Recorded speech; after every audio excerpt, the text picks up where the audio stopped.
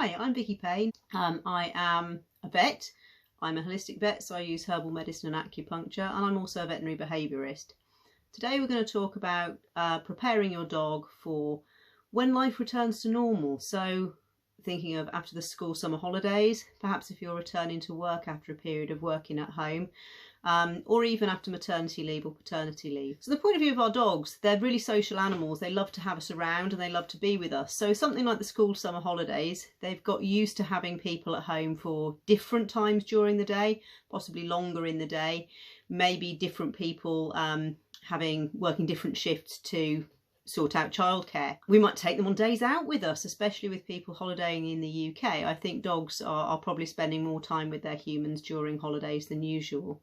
Or, as I said, it might be that people are returning to work after working from home at the end of the COVID, or people finding new jobs, or even after maternity or paternity leave. Not all dogs will have a major problem with this, especially if they previously have been left. They might settle straight back into back to the old normal quite easily. Other dogs are going to have more problems, and especially if you've adopted a dog over the summer holidays or over your time off, or you've got a young dog that hasn't got used to being on their own, then those can both present a challenge. The sort of behaviours that might indicate that your dog is not super happy with being left. People will automatically think of dogs howling and barking a lot, and that might be something that you're not aware of but your neighbours are not aware of. The neighbours are aware of, sorry. It could be destructive behaviour, so tearing up toys, tearing up bedding, even tearing up furniture. I've seen cases where dogs have pulled off skirting boards and even chewed through plasterboard walls because they were so upset at being left. It could be a lot more subtle than that. Some dogs aren't super distressed, they're just a bit miffed that they've been left behind. They're just a bit bored. And that might be when you get a little bit of chewing, a bit of restlessness, some noise. Often it sounds different. I've seen a lot of cases where it's kind of woof woof. Is anybody going to come? So they're not quite so distressed, but they're still not super happy that you've left them. It could be a dog that is just doing nothing all day, and that might be difficult for owners to appreciate, but the dog might be really sad and really withdrawn. And what you might see with those dogs is that when you come home, they're either really over the top in their great greeting, super excited to see you, maybe weeing everywhere, rolling on their backs in a way that they wouldn't normally, or they might not come to greet you. So they might be sort of so shut down and sad about being left that they just stay in their beds and don't want to come and join in when you do come home. Obviously, some of the problem behaviours are going to happen when you're not there, if the problems are happening when you're out. But the good news is there are lots of relatively cheap camera systems that can be set up now so that you can monitor your dogs remotely. What I would advise that people do is start thinking about leaving their dog in advance of having to leave their dog. So during the last couple of weeks of a school holiday or before returning to work, practice some controlled leaves. So times when you leave your dog, when you don't have to leave your dog, when you can maybe monitor them from the end of the driveway or using a remote camera and act accordingly, see what they do. If your dog seems absolutely fine, great, you can go back to normal life. If your dog's showing any signs that they're distressed, or not happy in any way, then you can set up a program to try and sort it out.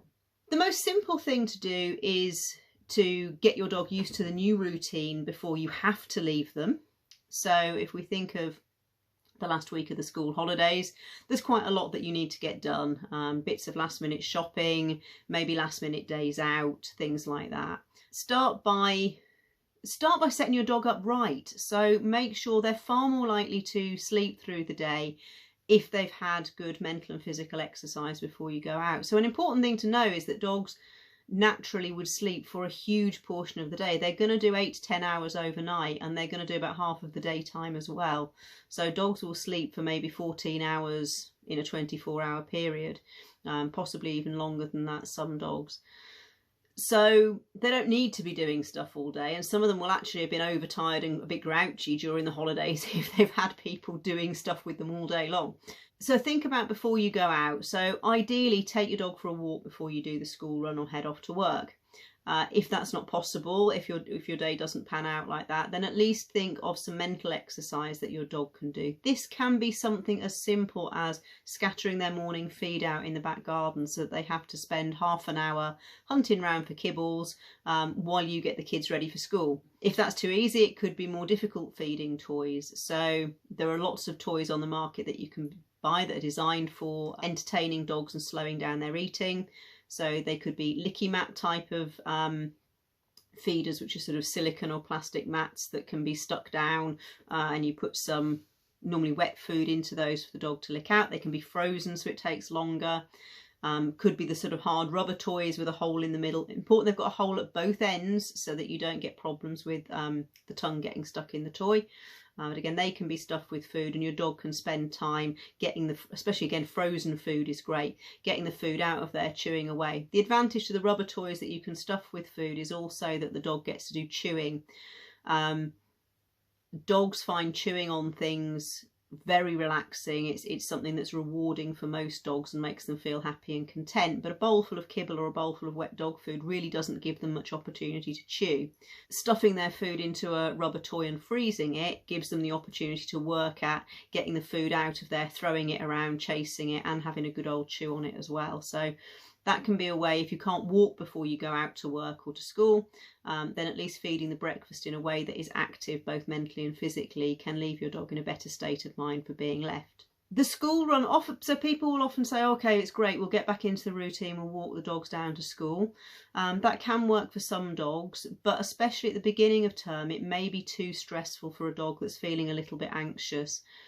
So better than leaving them at home to get distressed, but not suitable for all dogs. Especially at the beginning of term, you're going to have a lot of anxiety from a parent point of view in getting children ready, getting, have they got their books, have they got their shoes on, have they got the right shoes, all that kind of thing. You're trying to get the children out the door, get the dog out of the door. Children are a combination of anxious, frustrated, upset at going back to school. Parents feeling the same. Dog's going to pick up on that. The walk to school might be quite nice, but again, the school gates can be a little bit too high pressured for them. So lots of kids running around, squealing, excited to see each other, maybe not excited to see each other. It can be a highly emotionally charged state. So think about your dog. If your dog is a lovely social animal and you think, yeah, the half an hour to school and back is going to be a good opportunity for me to get a walk in for the dog, mentally stimulating for the dog too, fantastic. If you've got a dog that's a bit socially shy, it might be too much pressure for them and leave them when you go off to work feeling worse. If you are leaving your dog behind, again, it's worth building up a routine so that your dog predictably knows what's going to happen. So if I'm left in these circumstances, I know that my people will come back. Different things will work for different dogs. I do like to leave my dogs with a radio. I don't think that they think it's somebody still in the house, but it does mask some of the outside sounds. So I found that they're less likely to bark at passers-by, maybe a noisy car going down the road, if they've got that radio on providing some background noise. It also has become a signal to my dogs that if the radio is on and I'm not there, nothing much is going to happen. You might as well chill out. You might as well have a snooze. And when I come back and turn the radio off, we'll do some stuff together.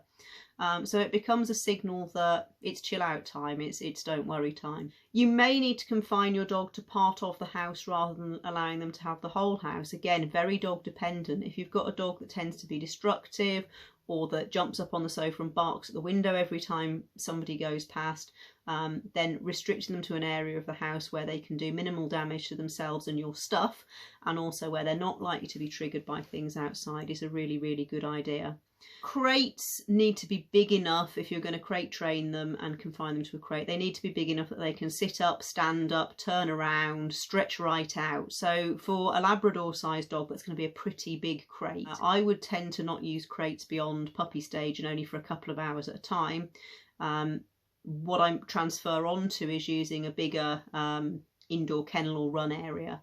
So there's lots of systems that you can buy, but basically you can set up a sort of rectangular pen in a corner of the living room, corner of the kitchen, and provide for your dog in there a nice safe bed, and that can be a crate with the door open. A lot of dogs like that covered crate, cave type of place to chill out in during the day, but it should have enough room that they can walk about, have a little mooch, have a toy in there, have water and maybe a feeding toy if necessary. Do make sure that if you're going to leave your dogs with feeding toys, that they are safe and suitable for your dog.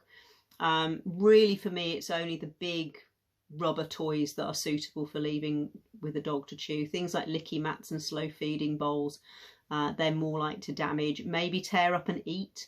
Hopefully the silicone licky mats would come through, but that's not a risk that I'd want to take. But it depends on your dog. If you've got a dog that is more of a licker than a heavy chewer, I've got, see, spaniels in the background, they're quite heavy chewers, so I wouldn't leave them with anything that wasn't a really robust feeding toy.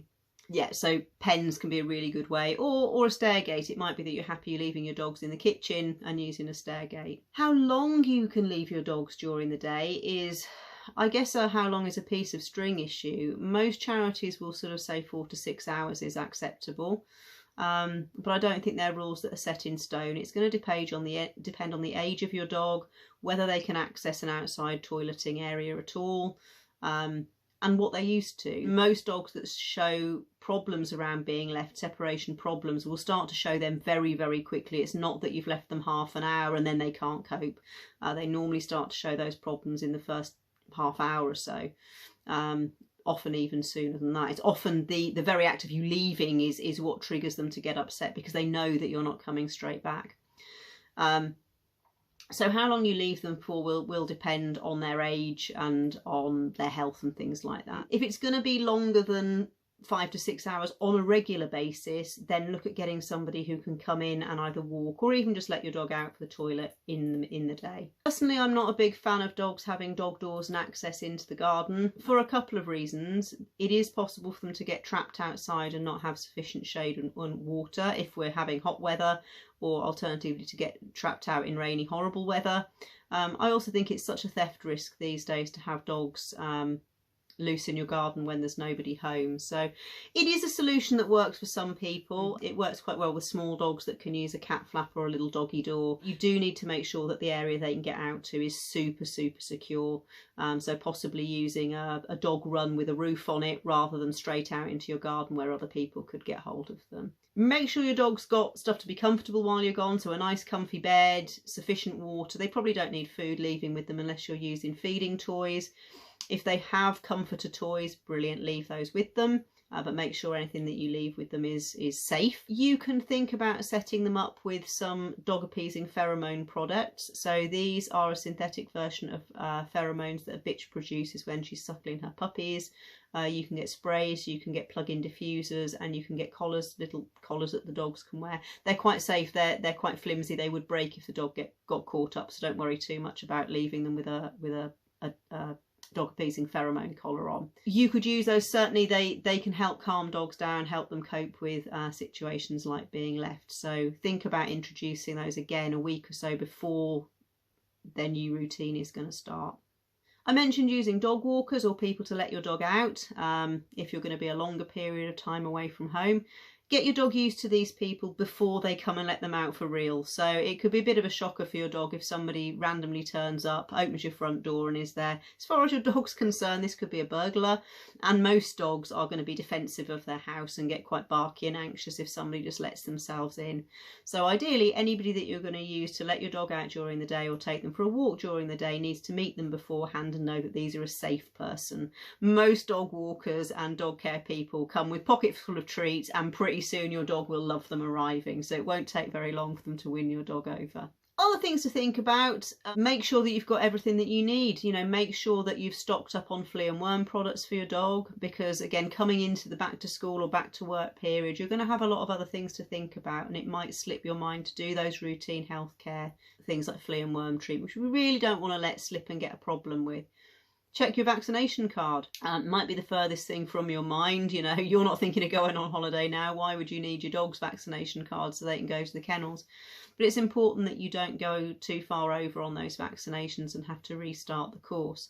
It's also worth saying that at the moment a lot of veterinary practices are very overbooked, and so you might be told that it's a month to 6 weeks before you can book a routine vaccination. So better checking your card and getting it booked in nice and early, and arranging time off work or arranging it around school times, because they're really popular times. Everybody wants to go to the vet after they've picked the kids up from school.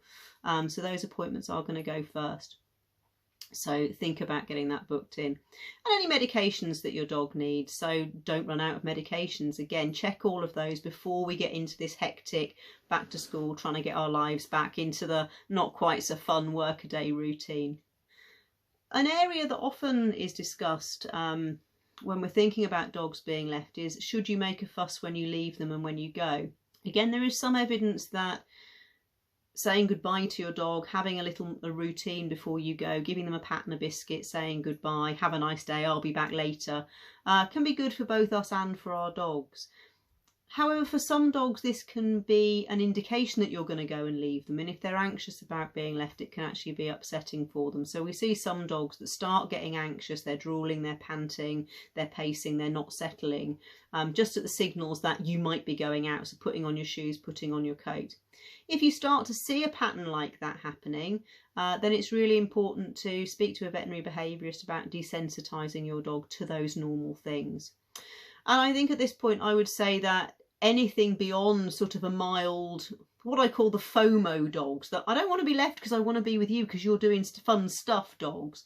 I think if you're starting to see those genuine signs of distress, so real vocalisation, drooling and panting, constant pacing, really destructive behaviour, then I think you do need to call a veterinary behaviourist in rather than try and go it alone too long. But most of the dogs that I see are just kind of disappointed that they're not coming along with you anymore, and kind of disappointed that they're going to be on their own all day. So yeah, put the effort into making the time that you are there really valuable.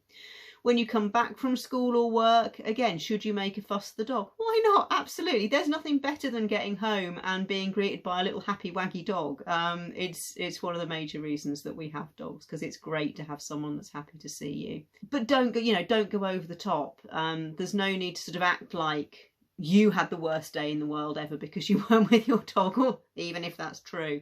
But yeah, coming in saying, hi dog, brilliant, we're all home, get them out for a wee nice and quick, and then yeah, spend some time with them. Have a little game, do a bit of training. I'm all for doing mental stuff as well as physical stuff. So again, stuff as we come into the winter and the shorter days, it might be hard for you to do a dog walk when you get home from work or school. So think about other things that you can do with your dog. I'm currently doing a conditioning course, which is sort of like yoga for dogs. So they've got to learn to stand on boxes and stretch themselves out and do all these amazing moves, which are going to help get them fit for their agility work. Scent work, we love to do scent work. That's a brilliant inside game and outside game. Loads of things that you can do. Trick training. So there's lots of things that you can do before or after school and work, which are not necessarily a walk, but will be really great interactive time with your dog. If your dog is getting plenty of attention from you when you're not out, then they'll actually be okay without you when you are home. Good. So I think that sort of wraps up, not what anybody wants to talk about getting back to work, but yeah, so basically start building your routine now. Start practicing the things that your dog is going to have to put up with in a couple of weeks' time now, and think about ways that you can wear them out mentally and physically, so that when you go off to work or school, they're like, phew, thank God they've gone, I can have a little lie down.